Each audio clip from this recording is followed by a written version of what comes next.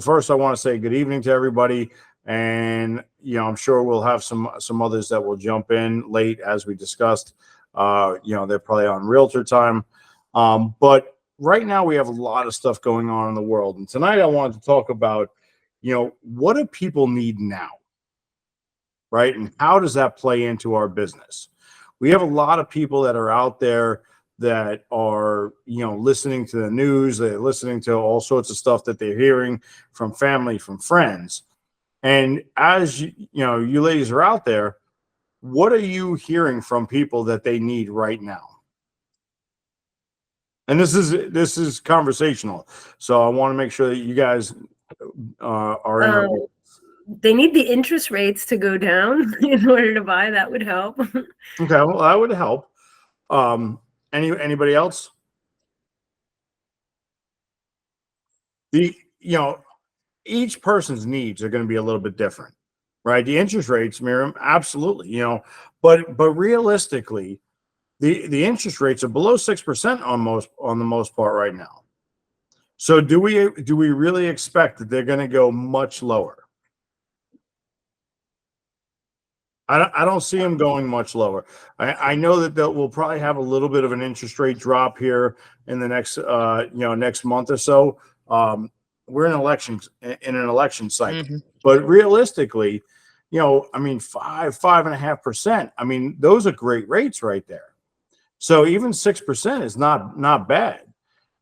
Shari, what was the interest rate on the first house that you bought? Shoot. I don't remember that, but I do remember that it was 39.5, and it was a first time home buyer program. It cost me $500 out of pocket. Okay. I remember that.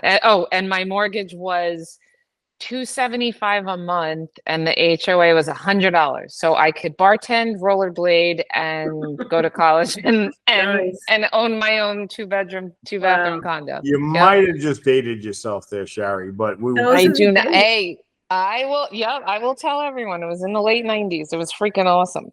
Yeah. My first mortgage interest rate was like 8.5%.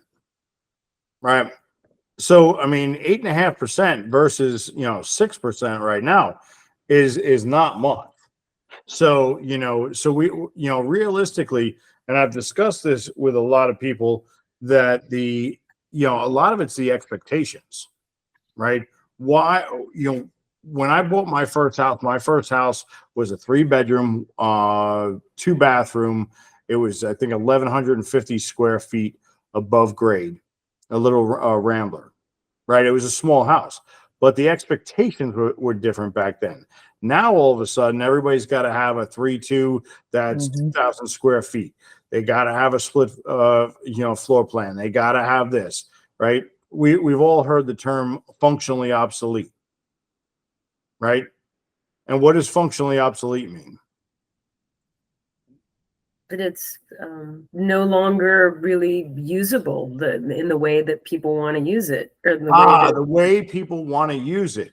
But can they still, like a 3-1? Can they still use it? Sure. Yeah, 100%. It could be a perfectly viable house, right? A 3-1, right, would be considered functionally obsolete by today's standards. Nobody wants 1 bathroom. They all want 2 or more bathrooms, right? So depending on the area, we may be able to add that. And that's where actually things like a 203K loan, a renovation loan, can come in handy. I know, Shari, you've been doing a lot of renovations recently, correct? Oh yeah. Yep. And I got a hard money kind, but I've done 203Ks for other people also. And it's good. It's a good product. It's a little hoops to jump through, but it's good. Well, the hoops, yes. But my point here is that even with a 3-1, if we have that house, whether it's a listing or for a buyer, is there an avenue to get it to where those people want it? Right? And here's the cool thing. You're not going to have a whole heck of a lot of competition, maybe, because people don't have Christopher Nolan as a realtor who knows that they can get this amazing loan, and they're just going to be like, I can't have a 3-1. I need an extra bathroom. And then they pass it up. Yeah. I can't tell you the amount of people that said that they would not look at a house because of the fact that it had carpet. That doesn't make sense. Put tile in. Jennifer? Jennifer, you got your hand up? Yeah, and I'm talking and you guys couldn't hear me. Oh, you're so funny. So I actually have a 3-1 that I've had for a while now, and I've been pushing the FHA rehab on them and saying, oh, well, you could do this to change it into a 2-2 and that. But hopefully, fingers crossed, we go under contract tonight. Ooh, good Oh, luck. nice. I like it. So tell us about that one. So this is a listing? Yep, it's a listing. It's in Stewart. It's small. It's 805 square feet. You know, a cute little cottage.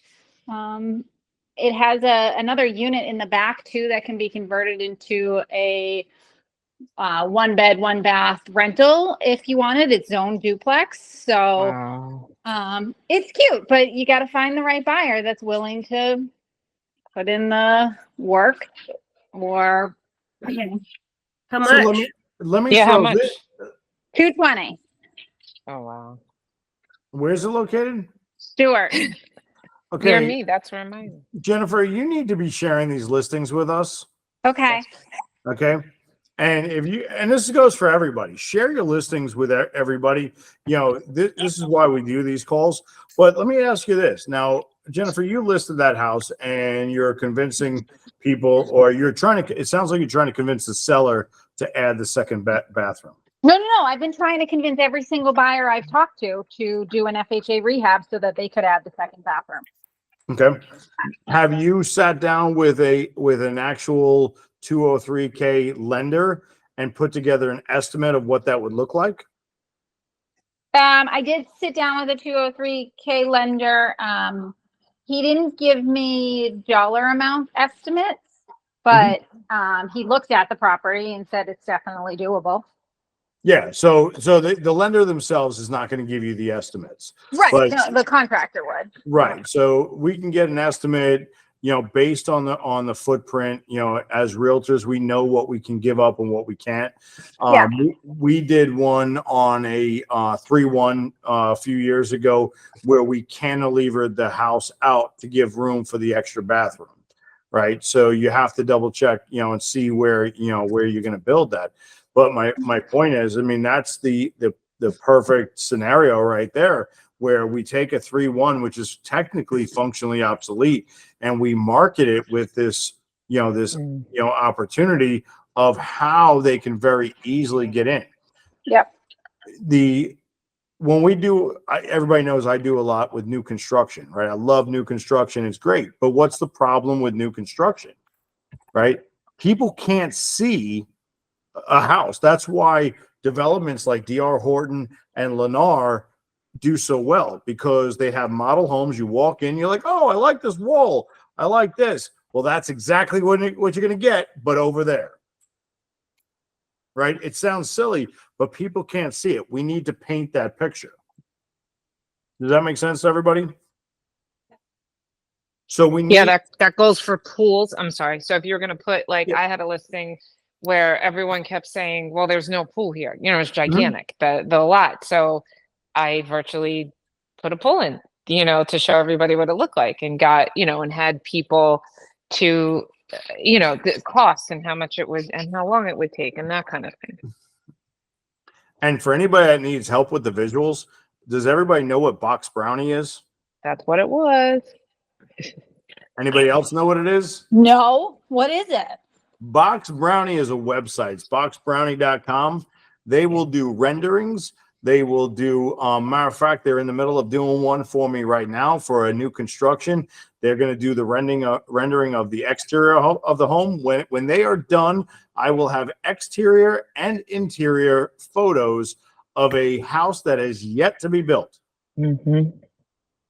They will. So if you want, okay, so really cheap, I just did a sunrise, you know, daylight picture, and it didn't have a money shot, the older house. So I said, all right, let's do the front of the house. That was the nicest thing, and make it at night. So for literally for a few dollars, they do those. They will remove. So I had a listing where the pool tape, they were professional pool people. Like they competed. So their pool table was in the middle of their living room. Like there was no living room. So everyone was like, so I go, you know what? I sent it to Box Brownie. I said, take the pool table out, put a couch, couches, a rug, decorated. They're getting really good now. I just let them do it themselves. It was not expensive. And then the only thing in your MLS, you have to say virtually staged. You have to write on the photo, no big deal. And then the wife, this is true. The wife goes, you mean this is what our house could have looked like the whole time? And she smacked her husband. She's like, I want this. So they do all kinds of cool stuff. Yeah. So, I mean, programs like that, they work, right? But the importance of what we're trying to talk about here is that, what do our clients need? They need us to be that guiding light, right?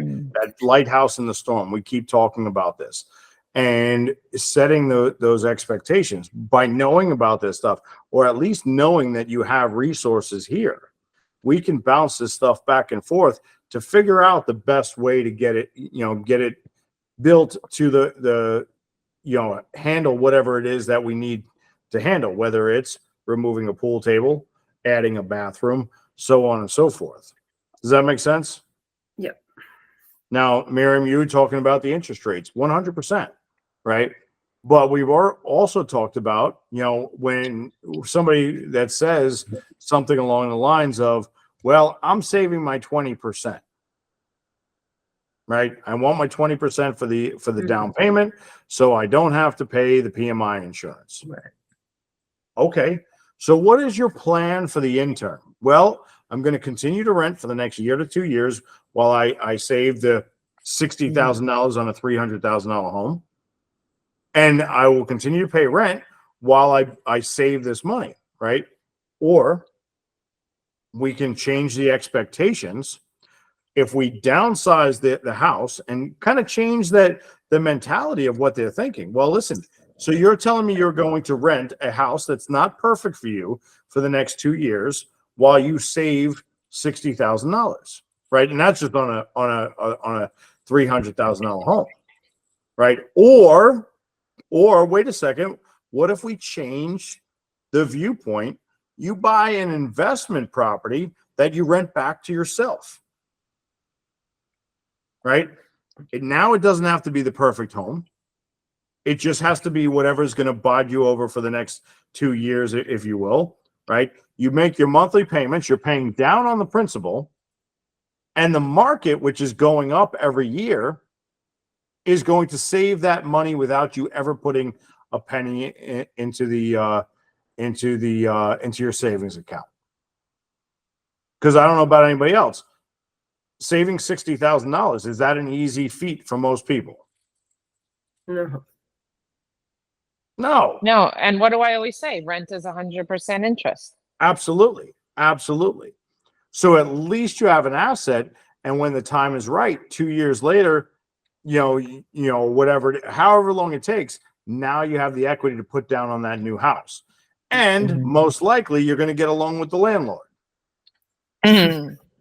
Right? It sounds silly, but when we start to change the perception of what they're looking for, that's what they need us for, is to put together these plans for them so we can get them where they need to be. Does that make sense to everybody?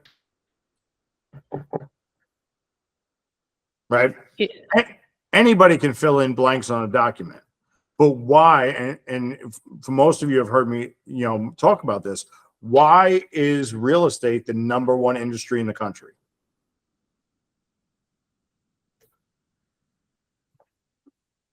Because everybody has to live somewhere. Well, more important than that. It's the best path to wealth creation for most people to date. Yeah. If I do nothing but own my home for the next 30 years and make the minimum payments, right? I'm going to double the value of my home, and I'm going to pay it off along the way. So if I don't do a single thing, I never save a penny, I all of a sudden have an asset that's double whatever it is the day I bought it. Right? There's a reason why they say that the average homeowner, their net worth is 44 times that of a renter. Can we agree on that? Yeah, Chris, this listing that I'm getting, the guy, 65 years old, he bought the house, God, years and years and years ago for a song.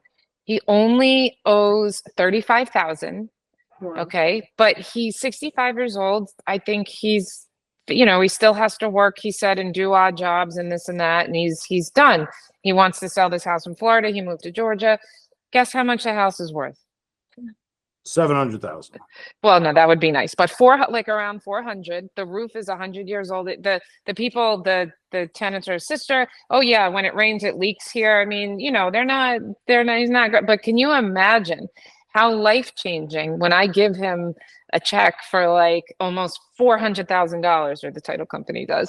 I mean, this is going to change his life.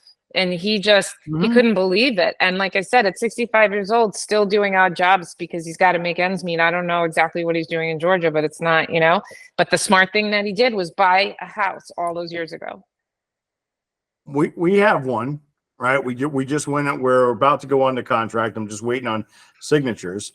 Woman wants to move to Vero Beach from Plant City. She has a house built in 1955. It's an old bungalow, whatever, right? And she's like, Chris, I just can't keep up with it. I want to move to Vero Beach, but I need to keep my budget low. Great. Did the evaluation on our home. We're going to be going under contract by tomorrow at $900,000. Turns out it's on the water. It has an amazing slip. Oh my God. Did she know this? Did she have an She inkling? knew she was on the water, but she had no idea what the value was. Oh my God.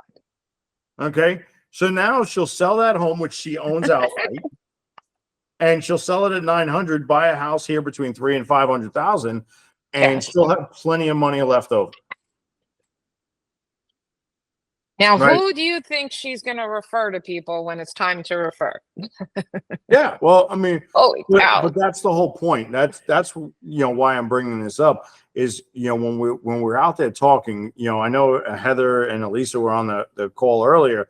We talked about the interrogatories when we're talking with our clients, the who, what, where, when, why, and how, right?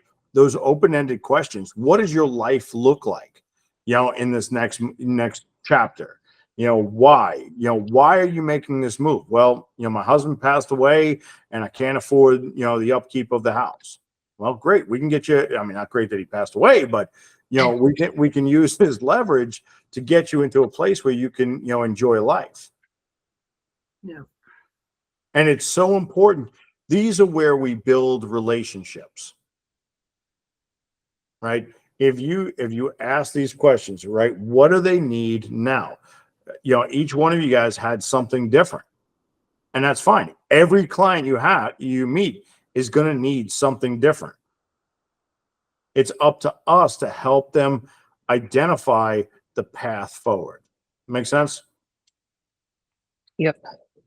Right. Whether it's, getting that house away from being functionally obsolete, whether it's adding a pool, whether it's overcoming the interest rates, right?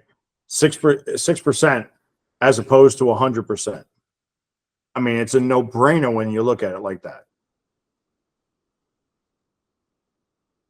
Does that make sense to everybody? So many realtors, we get on the phone and we have these scripts, and it's, hey, how you doing? I'm Chris Nolan with the Nolan Group. I'm here. I'm calling you up. You're online. Are you ready to buy a house? It's like we cut right to the marriage. Let's get them the information that they need so they can feel warm and fuzzy. Right? Got to build a little bit of a relationship. And those relationships, my business, what I personally do in business at this point, obviously we have the team, we have internet leads, whatever. My personal business is almost completely referrals at this point.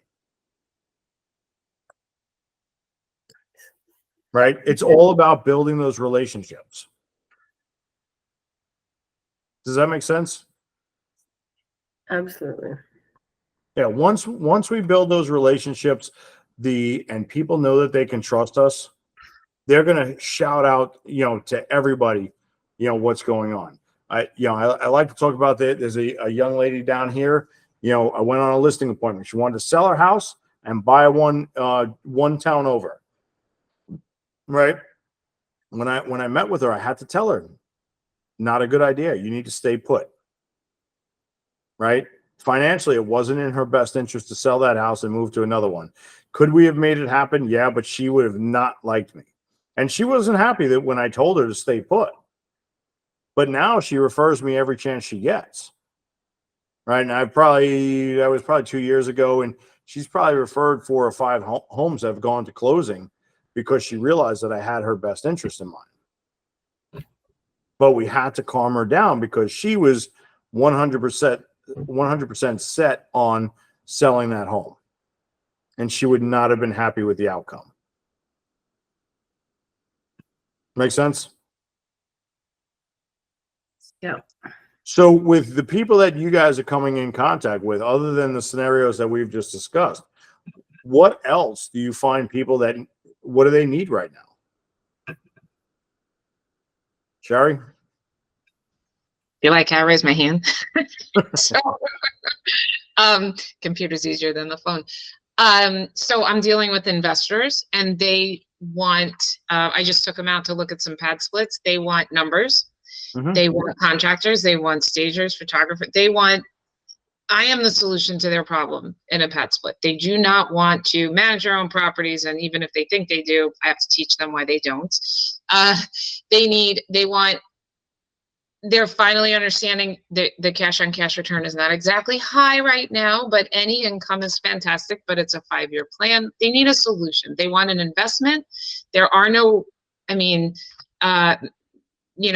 I'm familiar with that area that you were talking about. I think it was Jennifer up there. I have a duplex in Port Salerno myself, and everyone keeps telling me they can't find any deals with equity in them. That's what the investors are saying. And then now that the interest rates, they were, for investors, they were like in the 9s, so now it is a little bit better. We just want somebody to solve their problem. They want someone to find their property, make it as least painful as possible, get them the best offer, the best money, all of that.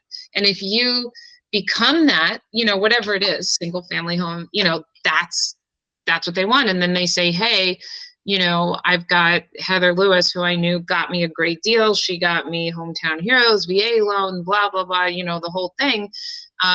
Then they're going to refer you for making their deal as painless as possible and a success. Yeah. Solve the problem. Elisa? Yep. I think in a time of uncertainty, when nothing is clear, people maybe they don't want less wanted, but they really need to see the plan, what the plan is. And we need to ask the question about the plan and what do we plan to do, So yeah, the elections will go, and next day, what then? We never know what will it bring. We just can, still need to build our life here.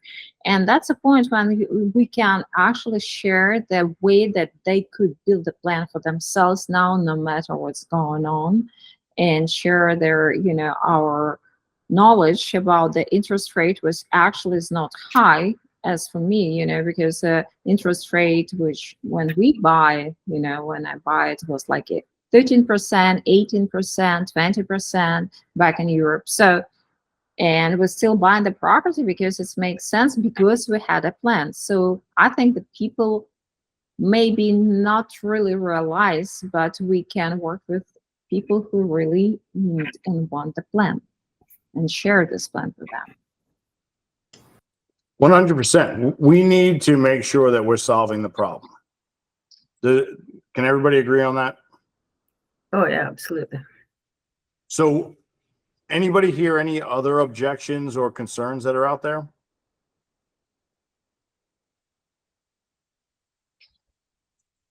I know, Heather, you got one, right? You just listed a house for a woman that moved down here not too long ago. She moved into basically a villa, which actually a nice villa is, but she doesn't like the HOA. Is that a problem if you don't like the HOA? Absolutely. And that's why we're going live on Thursday. Yeah, I mean, without knowing, HOAs are hit and miss, right? I mean, It it doubled almost too. say again. It almost doubled as well since the time she bought it. And we're seeing a lot of that. HOAs, condo associations, they're all going up, right? But in the name, homeowners association, all right, it's driven by the homeowners, right? And how often do you have a group of 400 people that can all agree on the same thing? Yeah, I mean, so I'm not saying there's anything wrong with HOAs. If you live in an HOA and you like the HOA, that's great. But that can be a potential pain point. So my point is we need to make sure that we're listening to our clients. Make sense?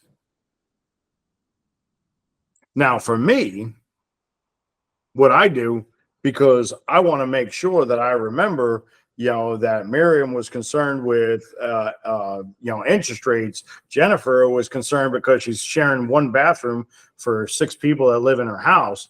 Shari decided that she wants horses, right? Whatever it is,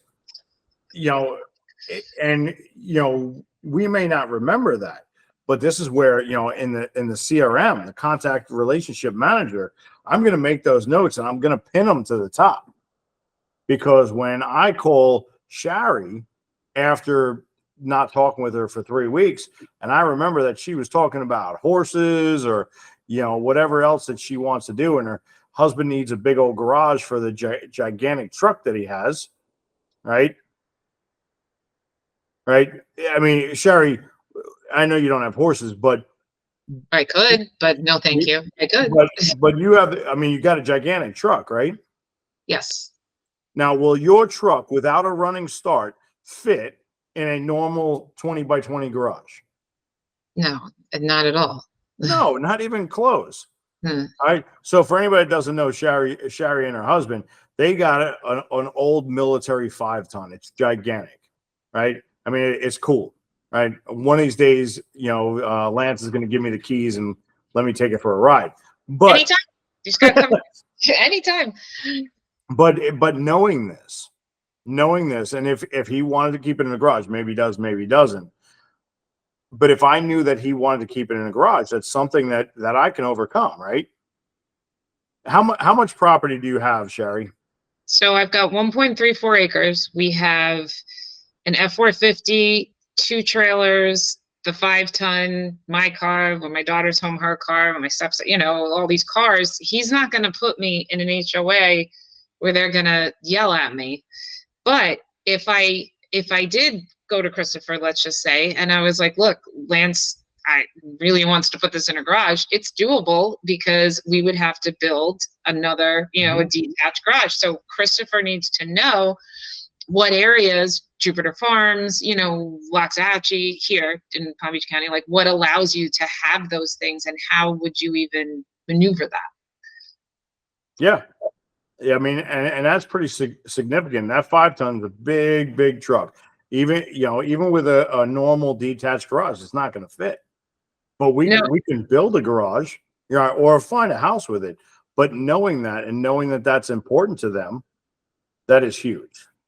Think of your area. I always say, like, niche yourself and understand the area. If you live in a heavy condo area, it's really smart to know who takes pit bulls and Rottweilers and 50-pound dogs and who doesn't. I know, just for an example, out here in Waxahachie, over the years, people want to put, can I put a mobile home? Not a mobile home, a trailer, can I? Modular I know. home? No, modular you can. The what do you call it? Like an RV. Can I live out of it? Can I buy 1.34 acres for 200,000 and then just put an RV there? Well, I've come to find out through the county that you can, only if you're building a house and you're only allowed to live in it for 1 year. So if somebody calls me and they're like, oh, I want to buy land, then I'm like, okay, for what? Investment? Do you eventually want to build a house? And they say, no, we want to retire and just put the RV. And I have to say, I'm so sorry, but they don't let you do that. Imagine if we go into contract and then we go to the county and find that out, oops. So Well, on that note, right? I live in Sebastian. Okay. Are there modular homes in Sebastian? Yes, there are. Right? Can you put a modular home on most of the lots in Sebastian today? No. They've changed a lot of the zoning. So there's a couple of select areas, but while there's a few that are still left, they can change the zoning. Right. So we need to be careful of that. And that's why when they started with this whole lawsuit thing and all this stuff, I was never worried about losing my job, because I know that this is not used car sales. Right. People are going to need people that can navigate the system and figure out how to protect the largest purchase of most people's lives. Right. Heather, I mean, you got a significant little place down there with the family and all that stuff, right? Yes. I mean, your family's pretty important to you, right? Yep. Or I'd be living in a 2-bedroom spot right now. Yeah. And paying a whole lot less mortgage. Yes, sir. And how many kids you got again? I don't have any kids. I can't stand kids. Well, yes, 5 kids. Yeah, 5 kids. And I'm making a joke out of it, right? But if I don't remember the fact that she's got 5 kids, do I gain rapport or do I lose it? So, I mean, Heather, her son is working on cars. Luckily, I mean, she called me up asking to borrow one of our tents. Well, we had one random tent that, is not used. It doesn't match the rest of the tents. So gave it to Heather for her kid. Now, granted, we already have good rapport, but in that case, if Heather was just a random client, would something like that gain rapport or lose rapport? Right? It doesn't gain me a sale of a house, but it's a problem that I was able to solve. Oh my God, it was awesome. And thank you so much. He's out here using it now. My pleasure. And and I'm not, I wasn't fishing for anything there, but the point is, how do you gain this rapport with your people? And it's, what do they need? Make sense? Any thoughts on that? Any scenarios where you can see that going above and beyond or something like that has built rapport for you and your clients? I'll tell you one, what happened a little over a year ago, maybe 2 years ago. Okay. I went on a listing appointment and it was a couple in their 70s. They want to move out to California because their son lives out there. Him and his wife are popping out grandkids, right? So they want to go near the grandkids, right? Well, you know what happened? Unfortunately, it was super tragic. The wife gets cancer. Now they got to figure out before they can actually pull the trigger on selling his house if she can actually live there with the insurance. So now, not that I was trying to push the sale, but I sent her my insurance guy. Call this guy. He does great things. I don't know if he can help you, but give him a shot. Well, that rang out. Unfortunately, she lost her fight a few months ago. But right, as silly as that was, that I sent him the insurance company. I just happened to be a half a block down. I didn't even realize I was next to his house. I'm listing a vacant piece of land, and this dude comes running out of his house to say hello because he saw my car. Right? Because I made an impact on him. Right? I talked about the client that, I built so much rapport that the wife called me to ask what I thought she should get him for his birthday. Yeah. Right. And go ahead. Sorry. Somebody was saying something. No, of course. Yes. No, it's the little things. It doesn't have to be big things. One of my customers, she's pregnant.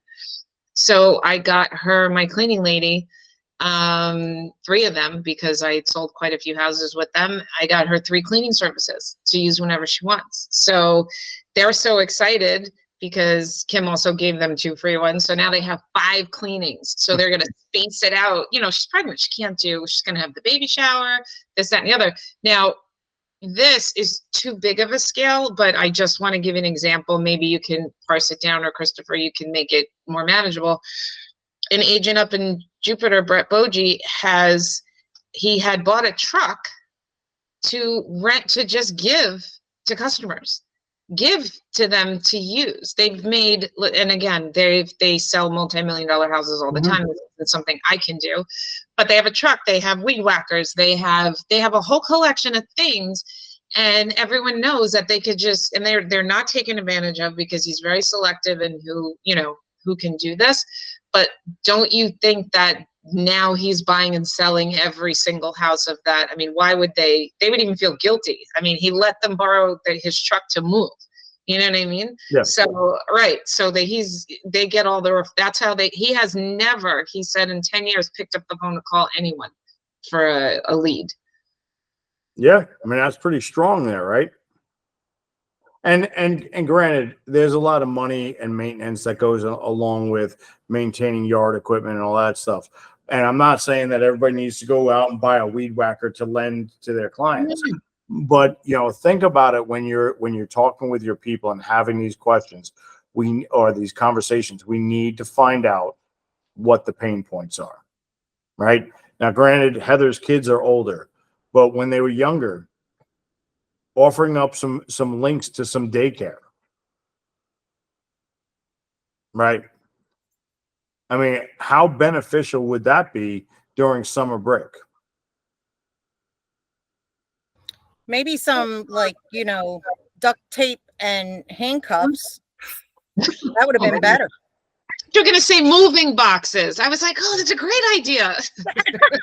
I'm just teasing, but yes, you are correct, Chris. And I actually have done that. So I do a lot of things in the community because they're not used to being down here. And you know what? Depending on the client, you can get away with that. I had a client that had a similar thing with the kids. And I told him, I was like, listen, I don't know if I know you got a lot of kids and they're running around, but I was over at Walmart and they got this really cool thing. You string it amongst 2 trees and you attach like a cable, and then the kids can run back and forth, and they get all tired out. Now, for anybody that doesn't understand what I'm talking about, it's a dog run, right? Right. But you can buy them. Now, we had that rapport that I was able to get away with that. So it was funny. It's still, she still knew that I was talking about it, trying to help out, even though I was being sarcastic with it, but you utilize these things, just the fact that they know that you're thinking about them, right? If you know somebody that's thinking about something, you see it on YouTube, or, Facebook, whatever, forward it on, right? We need to make these connections. Make sense?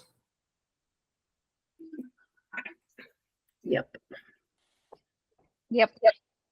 Elisa?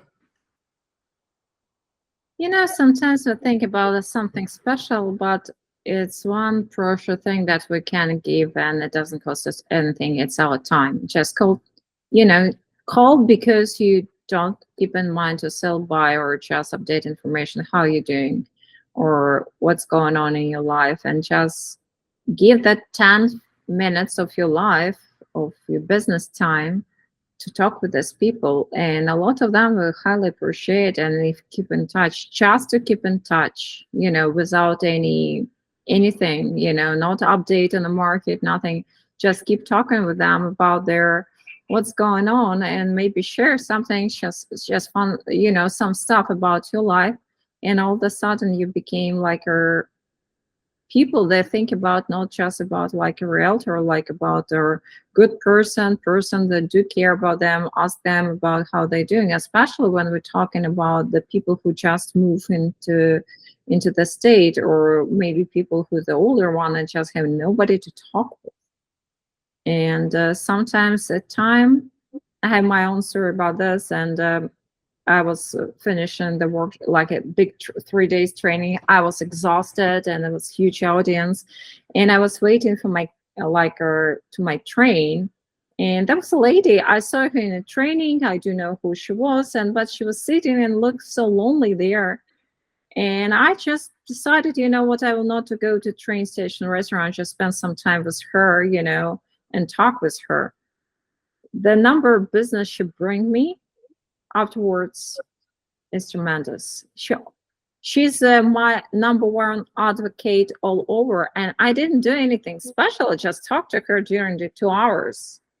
I invest my 2 hours of my time in this even not thinking about anything. I just give, we have a nice conversation, and that was it. But I made the money. The other my story is that I agreed to go the area nobody else wanted to go. And that was not extra mile. It was like a couple of hundred extra miles in the middle of nowhere, again, with a big training area nobody wants to go. I made the money during the COVID from this area. I tripled my income because I made this trip. And I'm still in a great relationship with all these people, and they still appreciate that I do something special for them. I invest not just my knowledge, I just invest in my time, and I was not in a rush. And I think that's the most, that's what we need to do to our clients. Yeah, I like it. Anytime I have somebody that you got to know your strengths. Anytime that I have somebody that I think wants to talk for two hours, I'm like, hey, Heather, give him a call. But obviously, You think you're so funny. He's not funny, you guys. But he is telling the truth. He gives me all the difficult people. No, not all of them. So, oh my God. So, all right, we got just a little bit of time left. Does anybody have any objections that they've been dealing with that they want to go over?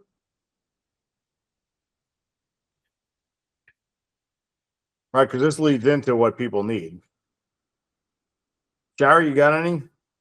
I know, I'm thinking about it. I mean, something opened up. Everyone's been saying yes. So, but you have to ask. That's the key too. You have to ask. And the funny thing is kind of, back what we were talking about before, again, just a couple of other ideas. If you help somebody move or give them a day to pack their boxes, if they can't, or paint, or when I was younger, I used to help my customers paint. Like I give them a day. I don't do that anymore. I pay people to do that.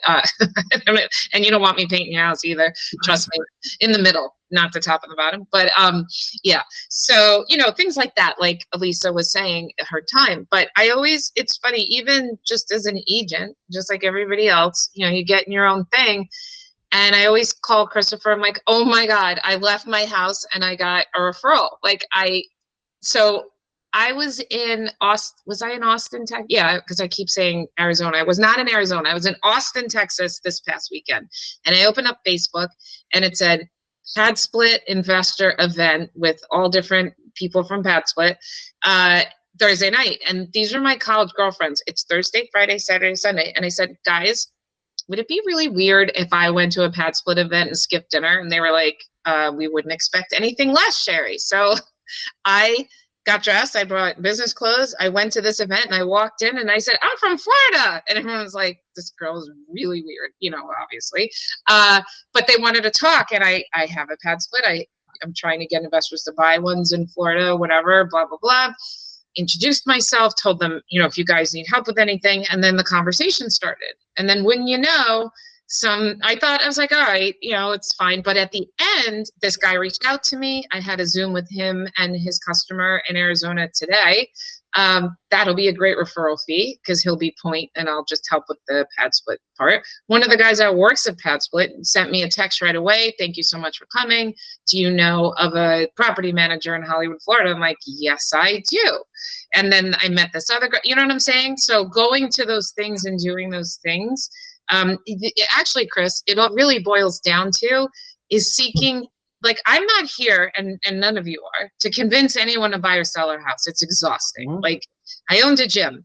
Well, how did you look like that? Well, this is what you have to do. Oh, forget it. I'm not doing that. I'm like, okay, well, don't go to the gym and eat whatever you want. That's fine. I'm not here to, so real estate's the same. I'm not here to convince you. It's so awesome when they come to you.